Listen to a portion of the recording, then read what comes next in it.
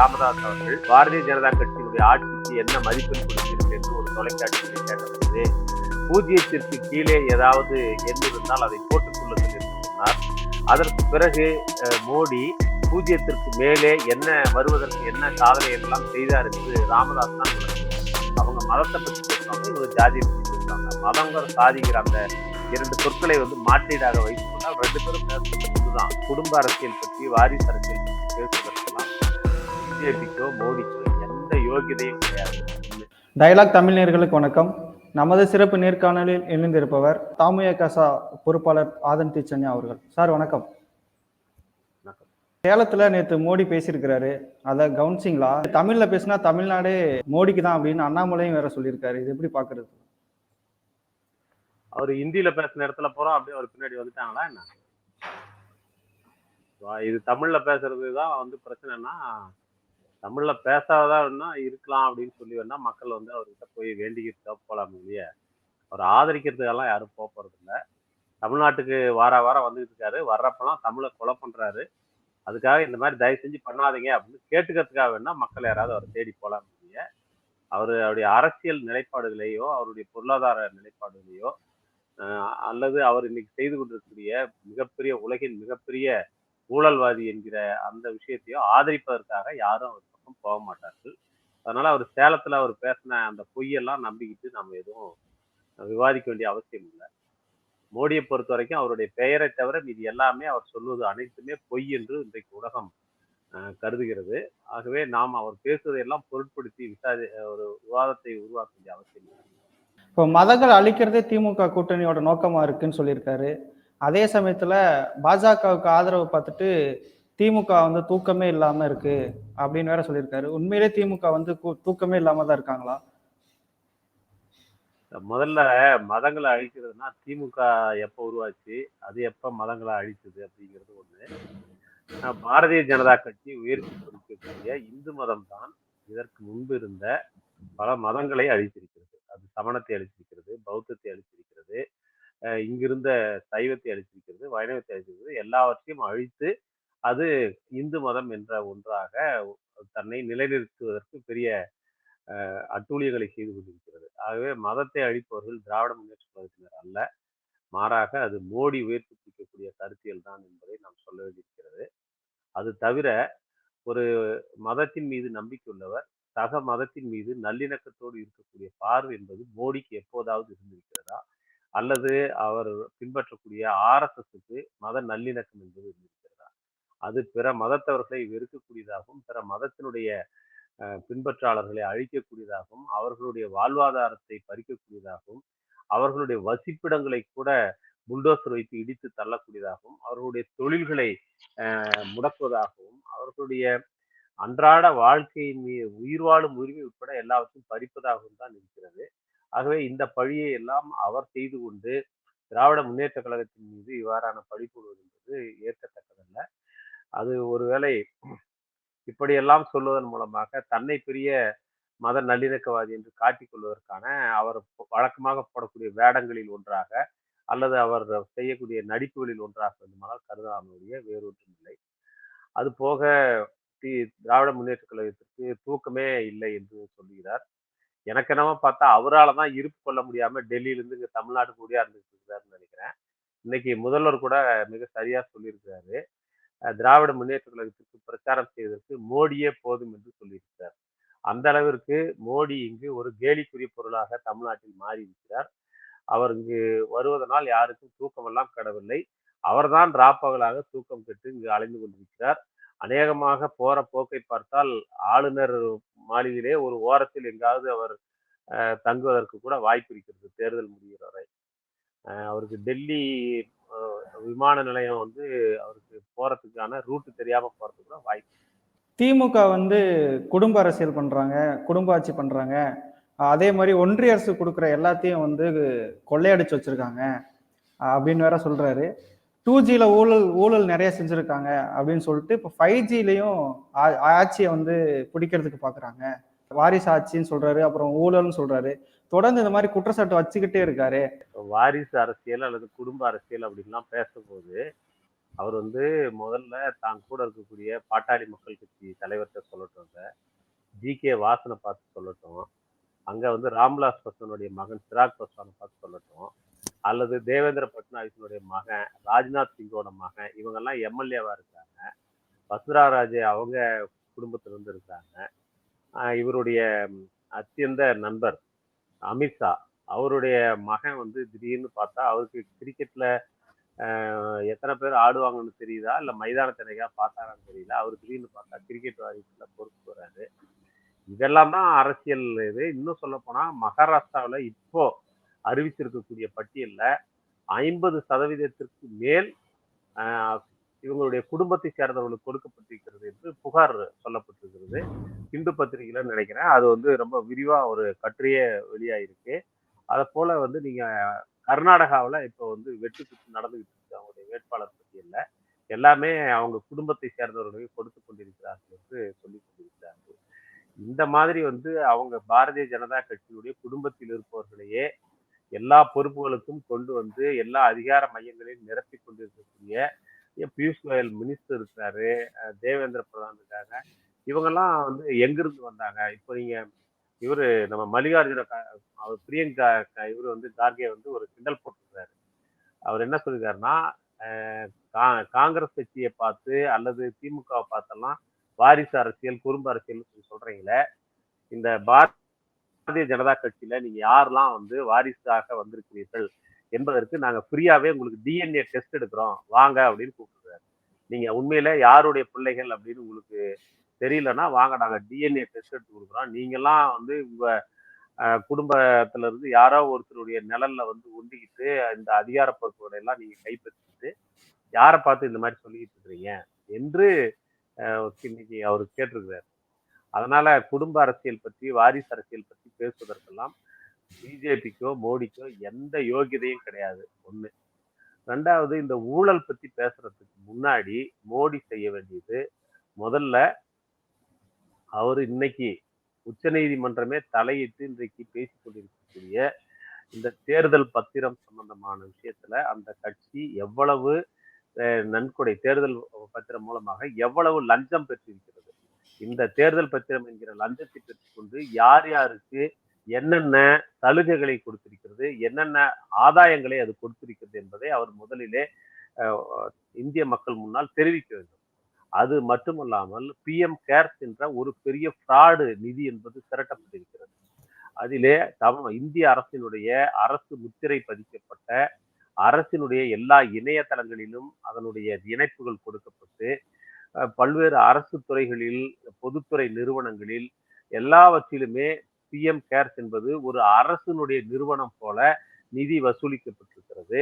ஆனால் அது அதனுடைய வரவு செலவை கேட்டால் அது தனிப்பட்ட ஒரு நிறுவனம், அதற்கும் அரசுக்கும் சம்பந்தம் இல்லை, அதை கேட்க முடியாது, வற்புறுத்த முடியாது என்று அந்த பிஎம் கேர்ஸ் நிதியில் இவ்வளவு வரைக்கும் இத்தனை காலத்தில் எவ்வளவு வசூலித்திருக்கிறார்கள், அது எதற்காக செலவழிக்கப்பட்டிருக்கிறது, யார் அந்த நிதியை கையாளுகிறார்கள் என்கிற எந்த ஒரு கணக்கையும் சொல்லாமல் இருக்கக்கூடிய மோடிக்கு ஊழலை பற்றி பேசுவதற்கு எந்த யோகியதையும் கிடையாது.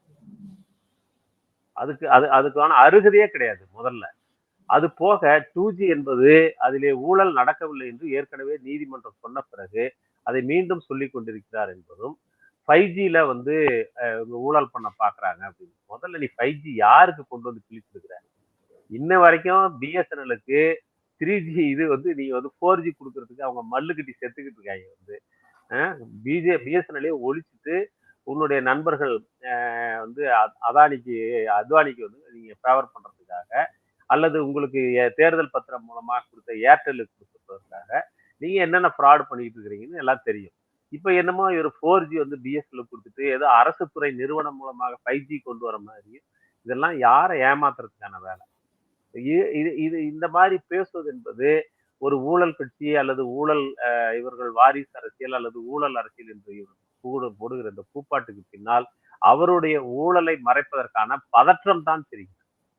இன்னைக்கு வந்து உச்ச நீதிமன்றம் வெளிப்படையா கேட்கிறது, தேர்தல் பத்திரத்துல எவ்வளவு வாங்கினீங்க, யார் யார் வாங்கினீங்க, இவருடைய நேரடி கட்டுப்பாட்டில் இருக்கக்கூடிய ஸ்டேட் பேங்க் அதிகாரி என்னால கொடுக்க முடியாதுன்னு ஒரு நாள் சொல்றாரு, அப்புறம் 3 மாசம் கழிச்சு கொடுப்பேன்னு சொல்றாரு, அப்புறம் திடீர்னு வந்து இல்ல கொடுத்தே ஆகணும்னு கொண்டு வந்து கொடுக்குறாரு, அப்ப கொடுக்கும்போது அதுல சில விவரங்களை வந்து மறைச்சிட்டு கொடுக்குறாங்க. அந்த விவரங்களை உடனே கொடுக்க வேண்டும் என்று வந்து கேட்கிறாங்க. இப்ப மற்ற கட்சிகள் எல்லாம் தாங்கள் யாரிடமிருந்தெல்லாம் தங்களுக்கு நிதி வந்தது என்கிற விவரத்தை வெளியிட்டுக் கொண்டிருக்கிறார்கள். ஆனால் பிஜேபி பொறுத்தவரையிலும் அதுதான் அதிகப்படியான தேர்தல் நிதியை வாங்கியிருக்கிறது. ஆனால் அந்த அதிகப்படியான தேர்தல் நிதியை வாங்கிய பிஜேபியிடம் யாரிடமிருந்து நாங்கள் வாங்கினோம் என்ற கணக்கு இல்லை என்று சொல்லுகிறார். ஒரு 4 வருஷத்துக்குள்ள வாங்கின ஒரு 4, 5 வருஷத்துல வாங்கின இந்த நிதியை அல்லது ஒரு சில ஆண்டுகளுக்குள் வாங்கின நிதி பற்றிய தகவலே இவர்களிடம் வைத்துக் கொள்ள மாட்டார்கள். ஆனால் இவர்கள் சிஐஏ கொண்டு வந்து நாம் நம்முடைய தலைமுறை போன தலைமுறை வரைக்கும் நம்முடைய குடியுரிமை சான்றுகளை எல்லாம் இவர்களிடம் கொடுக்க வேண்டும் என்று நம்ம கேட்டுக்கொண்டிருக்கிறார். இதுதான் இவங்க பண்ணக்கூடிய பித்தலாட்டம். அதனால ஊழலை பத்தி எல்லாம் பேசுறதுக்கு, லஞ்சத்தை பத்தி பேசுறதுக்கெல்லாம் எந்த விதமான அருகதையும் மற்றவர் மோடி. தேர்தல் பத்திரத்தின் மூலமாக லஞ்சம் வாங்கி கொண்டு பல்வேறு தொழில் நிறுவனங்களுக்கு இவர்கள் என்னென்ன ஆதாயங்களை கொடுத்திருக்கிறார்கள், எவ்வளவு டெண்டர்களை ஒப்படைத்திருக்கிறார்கள், எவ்வளவு கான்ட்ராக்டர்களை கொடுத்திருக்கிறார்கள், அரசினுடைய வேலைகள் எத்தனை பகிர்ந்து கொடுத்திருக்கிறார்கள் என்பதை பற்றியெல்லாம் இன்றைக்கு ஊடகங்கள் வெளுத்து வாங்கி கொண்டிருக்கின்றன. அதற்கெல்லாம் பதில் சொல்வதற்கு ஒரு பத்திரிகையாளர் செய்தியாளர்களை சந்தித்து நாங்கள் அப்படிப்பட்டவர்கள் அல்ல என்று விளக்கம் சொல்வதற்கு துப்பு கெட்டு போய் தமிழ்நாட்டில் வந்து உளறி கொண்டிருக்கிறார் மோடி. மற்றவர்கள் மீதான வெறுப்பு, ஒரு சுயசாதி பெருமிதம், இந்த போன்ற விஷயங்கள் தான் உண்மையில எப்படி இந்து என்று சொல்லிக்கொண்டு பாரதிய ஜனதா கட்சி இந்துக்களுடைய நலன்களுக்கு எதிராக செயல்பட்டு கொண்டிருக்கிறதோ அதை போலத்தான் பாட்டாளி மக்கள் கட்சி ஒரு வன்னிய சமூகத்தினுடைய பெயரில் சொல்லிக்கொண்டு வன்னிய சமூக மக்களுக்கு அது இதுவரைக்கும் என்ன செய்திருக்கிறது? நீங்கள் நெய்வேலியிலே அந்த நிலக்கரி சுரங்கத்திற்காக நிலம் கொடுத்தவர்கள் பெரும்பாலானவர்கள் வன்னிய சமூகத்தை சேர்ந்தவர்கள். அவர்களுக்கான இழப்பீடுகள் அல்லது வேலை வாய்ப்புகள் இதிலெல்லாம் அவர்களுடைய உரிமை நிலைநாட்டப்பட்டிருக்கிறதா என்று பார்த்தால் இல்லை என்ற பதிலை பலரும் சொல்ல கேட்கலாம். அதை போலவே நீங்கள் வீரப்பனை வேட்டையாட போறதா சொல்லிக்கொண்டு பல்வேறு வன்னிய கிராமங்கள் அவர்கள் மட்டுமே இருக்கக்கூடிய ஏராளமான வன்னிய கிராமங்கள் எப்படி அந்த சிறப்பு அதிரடிப்படையினால் வேட்டையாடப்பட்டது, எவ்வளவு பேர் அந்த வழக்குகளிலே சிக்க வைக்கப்பட்டார்கள், எவ்வளவு பேர் அந்த மலைகளில் இருக்கக்கூடிய அந்த ஒர்க் ஷாப்ல கொண்டு போய் சித்திரவதை செய்யப்பட்டார்கள், இன்னும் கூட பலர் மீது நூற்றுக்கணக்கானவர்கள் மீது வழக்குகள் இருக்கிறது. கொளத்தூர் மணி போன்றவர்கள் எல்லாம் அந்த வழக்குகளை நடத்தி கொண்டிருப்பதையெல்லாம் நீங்க பார்க்கலாம். அது மட்டும் இல்லாம நீங்க அவங்க வந்து நடத்தின அந்த இடஒதுக்கீட்டுக்கான போராட்டம், உள் இடஒதுக்கீட்டுக்கான போராட்டத்துல 21 பேர் இறந்தாங்கல்ல செப்டம்பர் 17. அந்த இறந்த 21 பேர் அவங்களுடைய குடும்பத்தை சேர்ந்தவர்கள் எவ்வளவு பேர் வந்து இன்னைக்கு என்ன பொறுப்புகள்ல இருக்கிறாங்க, அவங்க இறந்ததுக்கான நியாயங்கள் நிலைநாட்டப்பட்டிருக்கா? நீங்க தமிழ்நாட்டுல இன்றைக்கு 20% அந்த பிற்படுத்தப்பட்டவர்கள் மிகவும் பிற்படுத்தப்பட்டவர்களுக்கான இடஒதுக்கீடு என்பது உத்தரவாதம் செய்யப்பட்டிருக்கிறது. ஆனால் ஒன்றிய ஆட்சியில இருக்கக்கூடியவர்கள் இன்று வரைக்கும் பிற்படுத்தப்பட்டவர்களுக்கு 27% இடஒதுக்கீடு என்பதை தாண்டி மொத்த மக்கள் தொகையில் 50%க்கு மேலாக சற்றேறக்குறைய 52% இருக்கக்கூடிய பிற்படுத்தப்பட்டவர்களில் இன்னமும் ஒரு உச்சநீதிமன்ற தீர்ப்பை காரணம் காட்டி வெறும் 27% தான் பிற்படுத்தப்பட்டவர்களுக்கு இடஒதுக்கீடு கொடுத்திருக்கிறார்கள். அந்த பிற்படுத்தப்பட்டவர்களுக்கு மீதி இருக்கக்கூடிய இடஒதுக்கீட்டு இடங்களை அது கல்வியிலும் வேலை வாய்ப்பிலும் பெற்றுக் கொடுப்பதற்கு பாமக இதுவரைக்கும் ஏதாவது பேசியிருக்கிறதா? அதற்காக அவர்கள் ஆட்சியிலே அவர்களுக்கு இருந்த நெருக்கத்தை பயன்படுத்திக் கொண்டு அதையெல்லாம் பெற்றிருக்கிறார்களா என்றால் அதெல்லாம் பெறவில்லை. இன்னமும் வன்னிய சமூகத்தை சேர்ந்த பலர் அவருடைய வாழ்க்கை என்பது மிகவும் பின்தங்கிய நிலையில் தான் இருக்கிறது. நீங்கள் சில கலவரங்களிலே வந்து நீங்க பங்கெடுக்கக்கூடியவர்களை பார்த்தால் அவர்களுடைய உடை, அவங்க கட்டிருக்கக்கூடிய லுங்கி, அவங்க போட்டிருக்கிற பனியனு, இந்த கட்டட வேலைக்கு போற இடங்கள்ல பெயிண்ட் கம்பெனியில கொடுக்குற பனியன்களை அணிந்து கொண்டு தெரியக்கூடியவர்கள், காலிலே செருப்பு இல்லாமல் தலை காய்ந்து, ஒரு பொண்ணு கூட இப்ப பேட்டி கொடுத்துருக்கு, நாங்கெல்லாம் பெரிய வீட்டு பொண்ணுன்னு. இதெல்லாம் வந்து சும்மா அப்படி உசுப்பேத்தி சொல்வதற்காக சொல்லப்பட்ட சொற்களை பிடித்துக் கொண்டு இவர்கள் எல்லாம் வாழ்ந்து கொண்டிருக்கிறார் ஒரு கற்பனை உலகத்தில். பெரும்பாலான வன்னிய சமூகத்தை சேர்ந்தவர்கள் மிகவும் இந்த 2024ஆம் ஆண்டில் வாழ்வதற்கான எந்த ஒரு வாழ்க்கை தரத்தையும் எட்டாமல், கிடைப்பதில் திருப்தி அடைய முடியாமல் ஒரு எப்போதுமே ஒரு மனநிறைவில்லாத வாழ்க்கை தான் அவர்களுக்கு கிடைத்திருக்கிறது. ஆனால் அந்த மனநிறைவில்லாத ஒரு நிலையை அவர்கள் கடப்பதற்கு போலியாக ஒரு சாதி பெருமிதத்தை இவர்கள் உசுப்பேற்றி அவர்கள் மத்தியிலே விதைத்திருக்கிறார்கள். இதை தவிர பாட்டாளி மக்கள் கட்சி அந்த வன்னிய சமூக மக்களுக்கு என்ன செய்திருக்கிறது என்பதை அவர்கள்தான் சொல்ல வேண்டும். ஆகவே வந்து எப்படி இந்துக்களின் பெயரால் பாரதிய ஜனதா கட்சி ஏமாற்றிக் கொண்டிருக்கிறதோ, அதைப் போலவே வன்னியர் சமூக மக்களை பாட்டாளி மக்கள் கட்சி ஏமாற்றிக் கொண்டிருக்கிறது. அது கடைசியாக அதிமுகவோடு உடன்பாடு கண்ட நேரத்தில் அடைந்த அந்த 10.5% என்கிற இடஒதுக்கீட்டை கூட உறுதிப்படுத்திக் கொள்ள முடியாத நிலையில்தான் பாட்டாளி மக்கள் கட்சி இருக்கிறது. உண்மையில் அதை உறுதிப்படுத்த வேண்டியது வெறும் பாட்டாளி மக்கள் கட்சியினுடைய ஒரு தேர்தல் கால விஷயமாக எடப்பாடியும் பாமகவும் சேர்ந்து ஆடிய நாடகம் தான் அது. அதை இன்றைக்கு அதன் மீது அவர்கள் என்ன கருத்து சொல்லுகிறார்கள், அல்லது பாட்டாளி மக்கள் கட்சி பாரதிய ஜனதாவிடம் அதன் மீது ஏதாவது உத்தரவாதம் பெற்றிருக்கிறதா? ஒண்ணுமே கிடையாது. ஆகவே இன்றைக்கு பாட்டாளி மக்கள் கட்சி பாரதிய ஜனதா கட்சியோடு அவர்கள் கூட்டு சேர்ந்திருக்கிறார்கள் என்றால், ஒரு பக்கம் அதிமுகவோடு பேச்சுவார்த்தை, இன்னொரு பக்கம் பாரதிய ஜனதா கட்சியோட பேச்சுவார்த்தை. அதிமுகவோடு முடிய போகிறது என்று சொல்லிக் கொண்டிருக்கிறார்கள். ஒரு பக்கம் சி வி சண்முகம் வந்து பேசிக் கொண்டிருக்கிறார், இன்னொரு பக்கம் திடீர் என்று அறிவிக்கிறார்கள் பாரதிய ஜனதா கட்சியோட கூட்டணி என்று. சில மாதங்களுக்கு முன்பு ராமதாஸ் அவர்கள் பாரதிய ஜனதா கட்சியினுடைய ஆட்சிக்கு என்ன மதிப்பெண் கொடுப்பீர்கள் என்று ஒரு தொலைக்காட்சியில கேட்டபோது, 0க்கு கீழே ஏதாவது எண் இருந்தால் அதை போட்டுக் கொள்ளுங்கள் என்று சொன்னார். அதற்கு பிறகு மோடி 0ற்கு மேலே என்ன வருவதற்கு என்ன சாதனைகள் எல்லாம் செய்தார் என்று ராமதாஸ் தான் விளக்க வேண்டும். எந்த அடிப்படையில் அவர் திருப்தி அடைந்தார் மோடியினுடைய செயல்பாட்டில், என்ன வளர்ச்சியை கொண்டு வந்திருக்கிறார், தமிழ்நாட்டிற்கு என்ன திட்டங்களை கொண்டு வந்திருக்கிறார்.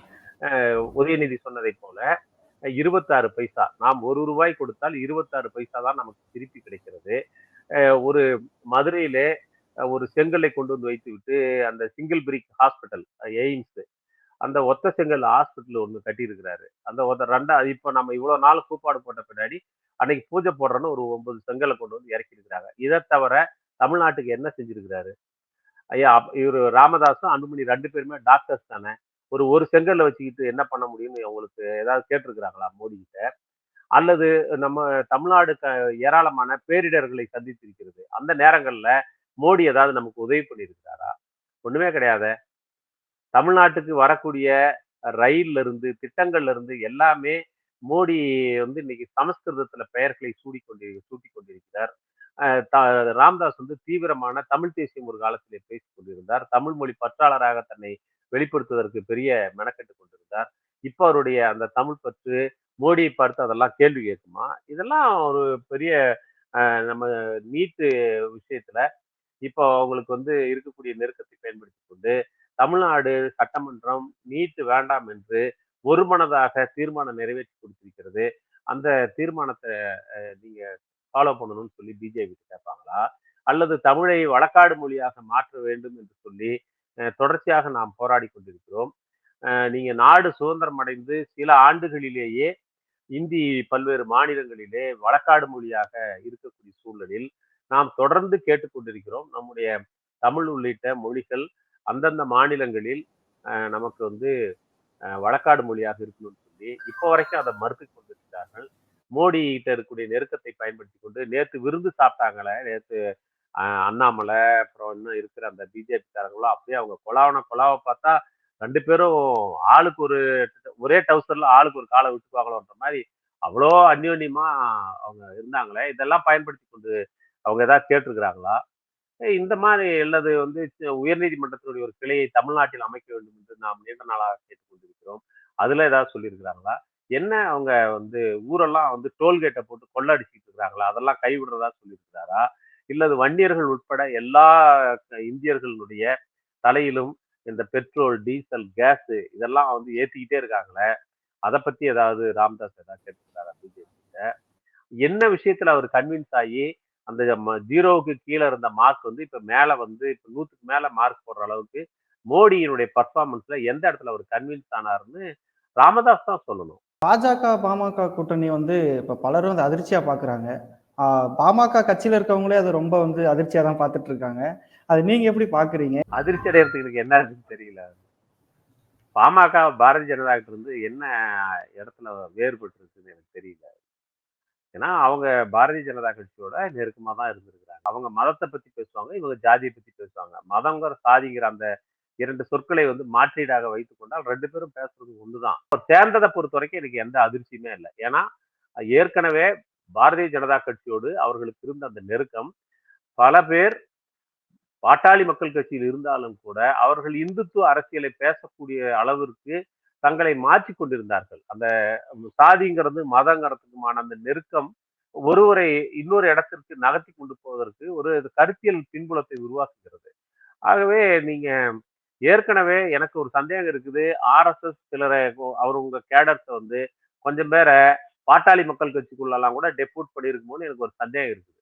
ஏன்னா, பாட்டாளி மக்கள் கட்சி பிஜேபியோட உறவாட ஆரம்பித்த பிறகு அவருடைய பேச்சுக்கள், அவருடைய நடத்தைகள், கலவரங்களில் வந்து அந்த இடங்கள்ல நடக்கக்கூடிய சில அ அந்த அந்த அந்த அவங்களுடைய நடத்தை எல்லாம் இருக்குல்ல. இதெல்லாம் பார்த்தா வந்து ஒரு ஆர்எஸ்எஸ் ஆட்கள், ஆர்எஸ்எஸ் முகாம்களில், சாகாக்களில் பயிற்சி பெற்ற ஆட்கள் பாட்டாளி மக்கள் கட்சிக்குள் ஊடுருவி இருக்கலாம் என்ற ஒரு அதுக்கான ஒரு வாய்ப்பை வந்து பாட்டாளி மக்கள் கட்சி உருவாக்கி கொடுத்திருக்குது. அநேகமா வருங்காலத்துல இது இன்னும் கூட தீவிரம் அடையலாம் என்று நான் நினைக்கிறேன். இதுதான் வந்து கிருஷ்ணசாமி ஏற்கனவே அங்க அப்படிதான் மாட்டிக்கிட்டாரு. கிருஷ்ணசாமி தேவேந்திர குல வேளாளர் சமூகத்தை சேர்ந்தவர்களை பாரதிய ஜனதா கட்சியோடு மிக நெருக்கமாக இந்துத்துவ கருத்தியலோடு மிக நெருக்கமாக இருப்பதாக தன்னை காட்டிக் கொண்டதன் மூலமாக அவரை பின்பற்றிய பல இளைஞர்கள் இந்துத்துவ அரசியலை அது வந்து ஏற்புடையதைப் போல அவர்கள் நம்ப ஆரம்பித்து இன்றைக்கு அதற்கு பலியாகி இருக்கிறார்கள். ஆர்எஸ்எஸ் இன்றைக்கு அந்த பகுதியிலே கொஞ்சம் பேரை தன்னுடைய கட்டுப்பாட்டிற்குள் கொண்டு வந்திருக்கிறது. வட மாவட்டங்களில் அவ்வாறான ஒரு வேலை செய்வதற்கு பாரதிய ஜனதா கட்சி ஆர்எஸ்எஸ்க்கும் பிஜேபிக்கும் ஆள் பிடித்து கொடுக்கக்கூடிய வேலைக்கு அது பயன்படும். ஆகவே அவர்கள் ஒரு இயல்பான கூட்டாளியாகத்தான் இருவரும் சேர்ந்திருக்கிறார்கள் என்று நான் நினைக்கிறேன். பாமக பாஜக கூட்டணி வந்து பயன் தராதுன்னு சொல்றீங்களா? அவங்களுக்கு பயன் தரும். அதாவது பாட்டாளி மக்கள் கட்சிக்கு சில பயன்களை அது கொடுத்துருக்கும். இல்லைன்னா அவர் வந்து சேர மாட்டாரு. ஏன்னா அவரை பொறுத்த வரைக்கும் பயனில்லாத எந்த ஒரு வேலையும் அவருக்கோ அவருடைய மகனுக்கோ அவருடைய குடும்பத்துக்கோ பயனில்லாத எந்த ஒரு வேலையையும் அவர் செய்ய மாட்டார் என்பது அவருடைய மொத்த அரசியல் வாழ்க்கையில் நாம் பார்த்திருக்கக்கூடிய விஷயமா இருக்கிறது. அதனால அவங்களுக்கு இது வந்து பயனளித்திருக்கும். மற்றபடி வன்னிய சமூக இளைஞர்களுக்கோ அல்லது அந்த மக்களுக்கோ அல்லது தமிழ்நாட்டு மக்களுக்கோ எந்த வகையிலும் அது பயனளிக்காது. ஆகவே இது ஒரு பெரிய மாற்றத்தை எந்த விதமான மாற்றத்தையும் உருவாக்காது. தவிரவும் அவர்களுக்கு இன்னொரு பெரிய அரசியல் கூட்டாளியாக இருந்த அதிமுக இன்றைக்கு தனியாக நிற்கிறது. அந்த மாதிரியான ஒரு சூழல்ல இந்த முடிவு வந்து அவங்களுடைய கூட்டணி பாமக பாஜக கூட்டி இருந்தது எந்த ஒரு பெரிய குறிப்பிடத்தக்க மாற்றத்தையோ விளைவையோ உருவாக்காது என்று நான் நம்புறேன். ஆனா பிஜேபி சொல்றாங்க நாங்க அதிமுகவோட பெரிய கூட்டணி அமைச்சிருக்கோம். 2026 தேர்தலில் வந்து அவங்களுக்கு உதவி செய்யுமா? கடந்த நாடாளுமன்ற தேர்தலில் இவங்க எல்லாரும் ஒன்னா சேர்ந்து நின்னாங்க. அப்ப இதை விட பெரிய கூட்டணி தானே. அந்த இதை விட பெரிய கூட்டணி ஒன்னா நின்னு எத்தனை சீட்டு ஜெயிச்சாங்க தமிழ்நாட்டுல? அதனால அப்ப கிடைச்ச அதே ரிசல்ட் தான் இப்பயும் கிடைக்கும். என்ன 40 நமதேன்னு சொல்லி இந்தியா கூட்டணி சொல்லுதுன்னா அது சும்மா ஏதோ நாடும் நமதே 40 நமதே ரைமிங்காக சொல்றதெல்லாம் இல்லை. இதுதான் சாத்தியம். இந்தியா கூட்டணி கட்சிகள் என்பது வலுவாக இருக்கிறது.